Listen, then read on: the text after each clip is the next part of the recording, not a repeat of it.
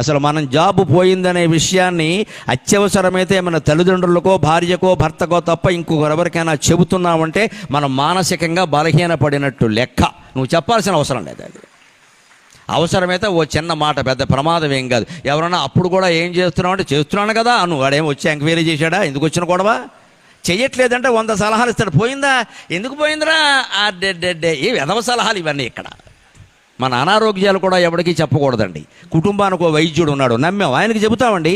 బంధువు ఎవడో ఫోన్ చేయగానే ఈ మధ్య కొంచెం అదోలా అనగానే వాడు ఏం చేస్తాడు, మా దగ్గర కేరళ ఆయుర్వేదం ఉంది రమ్మంటాడు. ఇక విజయవాడ పనికిరాదు, హైదరాబాద్ పనికిరాదు, కేరళ పోవాలి. ఇప్పుడు ఏంటిది, ప్రతివాడు ఒక సలహా.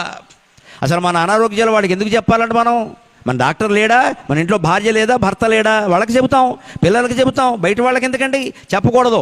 ఎలా ఉన్నామంటే బ్రహ్మాండంగా ఉన్నాం, నీకేమైనా కావాలంటే చెప్పు, అంతే. మన బలహీనత ఏమాత్రం మనం బయట పెట్టుకున్నా వాళ్ళందరూ మన నెత్తి మీద ఎక్కుతారు.